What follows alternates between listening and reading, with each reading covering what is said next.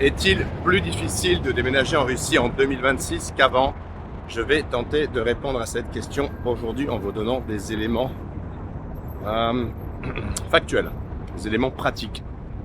Je suis aujourd'hui à Krasnodar, dans le sud de la Russie, sur la rue Krasnaya. La rue Krasnaya, on dit que c'est la rue, on va dire un peu, pas piétonne, mais principale, centrale, historique de la ville. Vous pouvez voir Krasnodar derrière moi, grosse ville du sud de la Russie, ville de plus d'1 million d'habitants, officiellement 1 100 000, 1 200 000. On dit même parfois un peu plus. C'est un gros centre urbain, une grosse activité économique. C'est une ville très particulière puisque elle s'est construite en fait sur la longueur.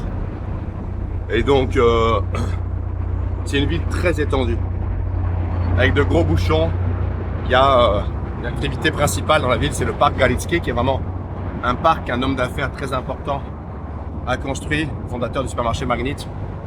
Et c'est un parc absolument extraordinaire. Mais aujourd'hui, je préfère vous montrer un petit peu bien la rue centrale. J'accompagne un groupe de 10 visiteurs français dans tout le grand sud de la Russie. Et donc on est à Krasnodar ce lundi. Je préfère marcher dans le centre et vous montrer un petit peu l'architecture, les gens, que de traverser les champs de lavande. Je pense que c'est plus intéressant pour vous. Alors aujourd'hui, une vidéo sur le fait de savoir s'il est... Et ça, c'est les machines pour nettoyer. C'est pour ça aussi que les rues sont propres en Russie, c'est parce que ça nettoie beaucoup. Alors aujourd'hui, une vidéo pour vous montrer, pour vous parler du fait de savoir s'il est plus compliqué de déménager en 2026 en Russie qu'avant. Avant de vous dire que c'est plus difficile, je vais vous expliquer pourquoi c'est plus difficile, parce que c'est ça qui est vraiment important. Alors la première chose, c'est que moi, ça fait 18 ans que j'habite en Russie. Quand je suis arrivé en Russie, la Russie de 2008 était une Russie très différente de la Russie actuelle. Là, moi, l'autobus qui va se garer. C'était une Russie qui entamait son processus de réémergence qu'on connaît depuis les 25 dernières années. Regardez derrière moi un vieux tram. Et là, vous pouvez voir, typiquement dans le centre de Krasnodar, regardez, la route est quand même un peu plus abîmée. Et là, on est dans le centre. Alors, la Russie de 2008 était une Russie qu'on peut dire qui était encore ouverte beaucoup plus sur le principe et qui était surtout beaucoup plus en redéveloppement économique. On partait de beaucoup plus bas. Le coût de vie était beaucoup plus faible et les infrastructures étaient beaucoup plus encore à faire. Donc il y avait une place. On parle français ici, on se fait beaucoup sourire. Les gens n'ont jamais vu de français. Il y avait beaucoup plus de place pour les entreprises françaises pour venir, on va dire, développer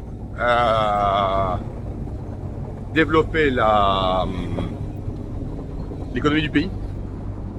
Et il y avait une culture beaucoup plus, on va dire, installée au sein des groupes internationaux, d'avoir des expats et d'avoir des gens qui travaillaient et dont la langue de travail était peut-être le français au sein des groupes français, mais rapidement l'anglais en tout cas, en langue corporate. Donc, eh bien, vous étiez un étranger, vous parliez anglais à minima, vous étiez débrouillard, vous étiez courageux, vous étiez prêt à commencer bas, vous trouviez un salaire et vous pouviez facilement vous faire embaucher dans un groupe international. La présence des groupes internationaux occidentaux européens en Russie était le principal centre d'aspiration pour permettre à des Européens, des Occidentaux de venir vivre et travailler en Russie, que ce soit des hommes, des femmes, des familles, peu importe.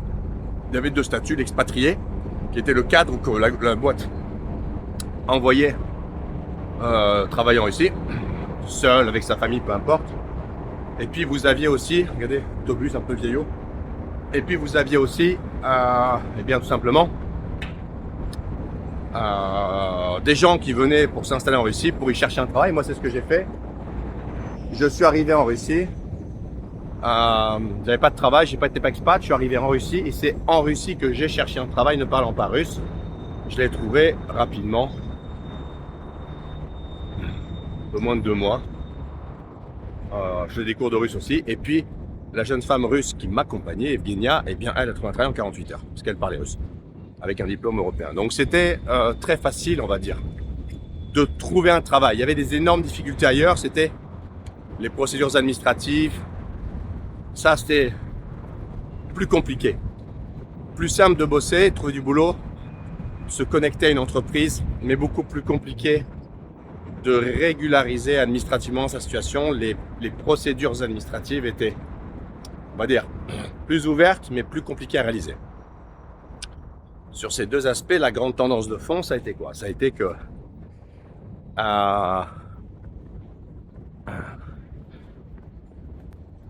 peu à peu, les entreprises étrangères ont russifié leurs équipes. Elles ont désexpatisé leurs équipes, c'est-à-dire qu'il y a eu de moins en moins d'étrangers, de plus en plus de Russes. Mais une grande mode à une époque, dans les années 2008, 10, etc., c'était de prendre des Russes de l'étranger, faire revenir les Russes de France, les Russes d'Amérique, les Russes, etc., parce que ces Russes avaient la langue russe et les papiers russes. Ils étaient russes, russophones et opérationnels dans leur pays, mais ils avaient, on va dire, le mindset, la formation assez européenne occidentale, le pays dans lequel ils avaient vécu et étudié, ils étaient adéquats, ils étaient idéaux pour les entreprises étrangères.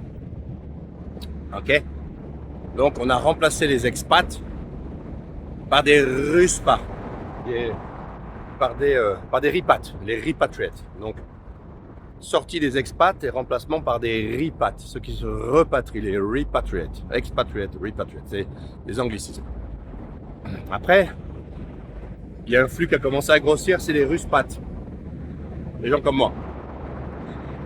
Les Européens qui sont installés pour vivre en Russie, pour chercher du boulot. Ce flux, les Russes-pattes, les Russes-patriés, c'est le flux que moi, vraiment, je crée. Parce que depuis, ces tendances se sont accélérées. Et depuis, en fait, il y a eu une autre tendance, c'est que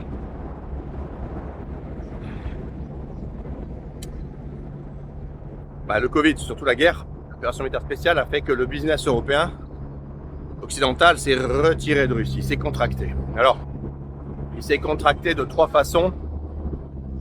La première, c'est que les entreprises ont quitté la Russie. Donc, elles ont ramené avec eux leur staff étranger.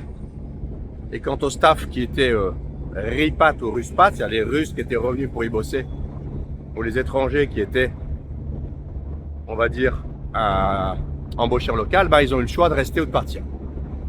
Mais en tous les cas, la réduction du nombre d'étrangers, elle s'est retrouvée de facto assez marquée. Beaucoup de boîtes aussi qui ont fait ce qu'on appelle des MBO, des management buyout, donc qui ont cédé leur filiale au management local russe. Mais comme ces entreprises avaient initié préalablement des procédures de russification fortes, elles avaient réduit le nombre d'étrangers, d'expatriés dans la boîte. Il en restait peu ou plus. Et quand les Russes ont racheté la boîte, quand la filiale locale, quand le management local russe a racheté la boîte, s'est retrouvé entre Russes. On sait bien qu'embaucher un Français, on va faire. On parle pas russe. Voilà. Et la troisième mode opératoire, si je puis dire, c'est de céder. C'est de céder. De vendre à des Russes. Donc, une filiale qui est vendue complètement à une boîte russe extérieure, une tierce partie. Et donc là, évidemment, l'intérêt d'avoir des Européens, il est très faible. Vous avez derrière moi une maison dans laquelle a vécu Narlukovic Trakov.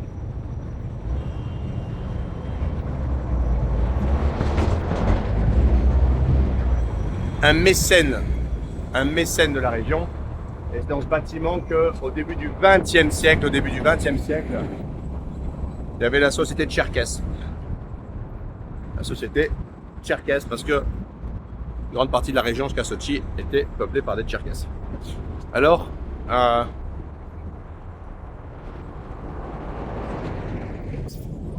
ça, c'est les processus économiques. Après, il y a une autre couche, c'est les processus migratoires. J'ai dit tout à l'heure que il était assez, à l'époque, plutôt plus simple de trouver un travail mais compliqué de régulariser.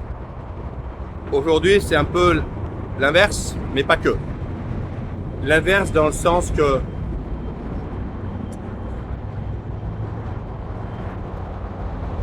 il y a du bruit ici au Carrefour, mais je vais enlever le son sur la vidéo.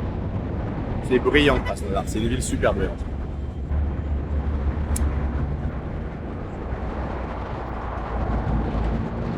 En fait, aujourd'hui, il y a une espèce de clarification et resserrage des pressions migratoires et les parcours légaux juridiques migratoires qui permettent à des étrangers, on va dire, de s'installer en Russie pour recevoir des permis de séjour ou des permis de résidence. C'est-à-dire en fait les bases juridiques sur lesquelles ces étrangers peuvent recevoir ces documents se sont extrêmement clarifiés, structurés, normalisés.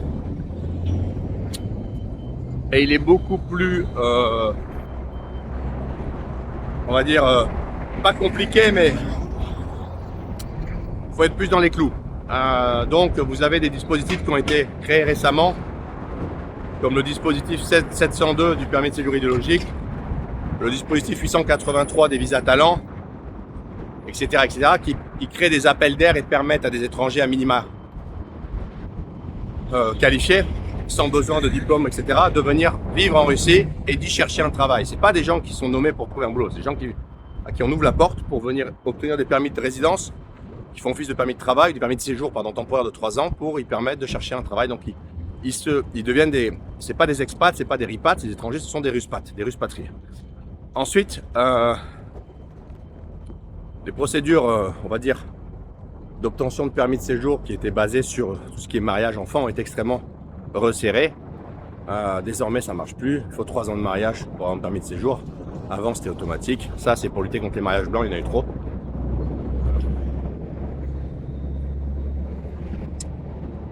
Voilà. Donc, dans un sens, ça s'est structuré, et dans l'autre, ça s'est structuré, donc qualifié, donc normalisé, donc simplifié. Il est plus simple de savoir si on a droit, si on n'a pas droit, et si on a droit, comment on fait. Le dispositif le plus simple aujourd'hui, c'est le permis de séjour idéologique, c'est-à-dire le RVP, permis de séjour temporaire de 3 ans, sur la base du dispositif 702, du décret 702 de Vladimir Poutine, du 19 août 2024. Le dispositif 702, permis de séjour idéologique, c'est le mode opératoire le plus simple pour pouvoir entamer une nouvelle vie en Russie. Alors, d'autres choses peut-être qui ont beaucoup changé en Russie aujourd'hui par rapport à, on va prendre le moment où moi je suis arrivé en Russie. Beaucoup de choses qui ont changé, c'est le coût de la vie. La Russie était un pays vraiment pas cher. Vraiment pas cher. Ça l'est moins. Alors ça reste beaucoup moins cher aujourd'hui si on fait un comparatif de vie en France et en Russie. En moyenne, on paye 2 fois moins cher la vie en Russie. Donc les gens qui ont des revenus, des sources de revenus qui sont, on va dire, liées à des devises.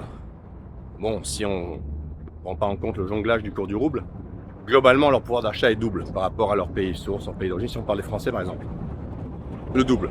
Donc c'est quand même super, super moins cher. Mais malgré tout, c'est plus, ouais, une cour intérieure. C'est plus premier prix comme ça l'était. Donc ça, c'est quelque chose qu'il faut vraiment prendre en compte. Une autre chose qu'il faut prendre en compte, c'est que просто посмотрел. Я посмотрел, запрещено или что? А? Сейчас нашли. Все открыто, эта улица. Ну хорошо, я понял. Жилой дом, да? Хорошо. C'est un territoire privé. Et donc le coût de la vie a monté, et même ça reste moins cher, on n'est plus sur une Russie cheap. Alors vous avez les coûts de vie à Moscou, bien sûr, qui sont plus élevés, et vous avez les coûts à Saint-Pétersbourg, et après dans les restes des villes, quand même des différences très fortes. Par exemple, Sochi est moins cher que Moscou, etc. Krasnodar, où je me trouve aujourd'hui, est beaucoup moins cher. Mais voilà, les coûts sont plus cheap comme ça a été avant, et selon, on va dire, comment je peux le dire, le type de standard de vie, de niveau de vie que vous souhaiteriez avoir, et si vous voulez vraiment retrouver, on va dire, un type de vie avec des codes alimentaires qui sont similaires à ceux que vous avez en Europe, ça va vous coûter plus cher. Là encore une fois, si vous êtes prêt à manger russe, à vivre à la russe, vous pouvez vivre vraiment pas cher. Mais si vous voulez vivre à minima l'européenne, c'est surtout l'alimentation, l'alcool, etc. en Russie, ça va vous coûter, finalement quand même plus cher. Pas aussi cher qu'en Europe, mais on n'est pas loin. Voilà. Pas la crise pour tout le monde. Donc, les chiens, ils ne traversent pas au bon endroit. Krasnodar, c'est le bordel. Alors, est-ce que ça veut dire que la Russie devient un pays qui est beaucoup plus compliqué à pénétrer, dans lequel s'installer, dans lequel fonder une nouvelle vie, venir travailler, etc. Non. Non, pas forcément, pas structurellement. C'est plus dur qu'avant parce que c'est plus cher. C'est plus dur qu'avant parce qu'on peut moins, on va dire, circuler, on peut moins flouter, on peut moins embrouiller. C'est plus structuré, vous pouvez voir derrière moi les locations de trottinettes. Voilà, et les fleurs. Mais non, globalement, la Russie reste un pays qui est désormais aujourd'hui beaucoup plus lisible qu'il ne l'était en 2008 par exemple. Construire un parcours de l'extérieur et le réaliser à l'intérieur est beaucoup plus, on va dire, transparent, c'est vraiment important. Parce qu'avant, il y avait cette espèce d'incertitude et de flou permanent dans lequel on était plus ou moins en irrégularité, on n'était pas sûr, on ne savait pas, mais peut-être que. Et ça, c'était quelque chose qui est hyper stressant, surtout qu'on a un projet sérieux, quand on déménage de l'argent, ou alors qu'on veut fonder une famille. Mais voilà, un autre sujet très important à garder en tête pour mesurer si il est plus de venir en Russie, ça va pas jouer dans le sens de la Russie et ça va pas en faveur de la Russie du tout, c'est la dimension des flux financiers. Parce que, avec les sanctions aujourd'hui, il est beaucoup plus compliqué de transférer de l'argent. Alors, remonter de l'argent en Russie pour y vivre, pour acheter un bien immobilier, etc., c'est pas infaisable du tout. C'est légal. Et vous pouvez le faire. Ce qui est plus compliqué, c'est de sortir de l'argent de Russie. Parce qu'évidemment, une fois que l'argent était en Russie, qu'il recircule dans les circuits financiers internationaux, vous avez toujours à un moment un risque qu'on vous dise d'où vient cet argent. Et si vous dites évidemment il vient de Russie, bon, ça bloque. Alors que quand vous envoyez de l'argent en Russie en disant il vient de France, j'ai vendu une maison, c'est de l'argent que j'ai, c'est ma retraite, j'en sais pas, peu importe, c'est parfaitement légal en fait. Il n'y a aucun souci. C'est un peu le cas. Ok. Voilà. Donc qu'est-ce qu'il faut garder en tête de cette vidéo et garder en tête si on veut avoir un projet réussi? Eh bien, c'est de bien le préparer, de beaucoup lire, se renseigner. C'est de prendre conseil, c'est de bien vous faire accompagner. C'est de ne pas vous faire flouter par des informations qui sont fausses et fake news qu'on trouve beaucoup en ligne, de gens qui parlent de choses qu'ils ne connaissent pas, mal ou peu. C'est-à-dire qu'en fait, ils vont vous dire, il y a ci, il y a ça, comme ça. Non, le cadre légal russe est très précis, il est très dense, il est très... il foisonne. Donc il y a beaucoup de recoins, d'obliques, de tiroirs, etc. Il faut se faire accompagner par des juristes pour ça, en fait. Parce que vous ne pouvez pas embrayer sur des choses compliquées sans avoir une bonne maîtrise ou compréhension, ou être accompagné par quelqu'un qui a une bonne maîtrise ou compréhension du cadre juridique global. Impossible. Vous allez voir sur la gauche derrière moi un soldat, et vous avez ici la gare Krasnodar. Voilà. Les gares routières et la gare ferroviaire. Voilà. Donc moralité et bilan de cette vidéo, pour aller en Russie, travaillez le dossier, travaillez le sujet, renseignez-vous, lisez. Ne partez pas avec des ornières, des lunettes roses. Ne vous mettez pas d'ornières. Ne vous laissez pas de vous convaincre que de facto, c'est ce qu'il vous faut et ça va être comme vous voulez que ce soit. Il faut que vous acceptiez que ce soit comme c'est.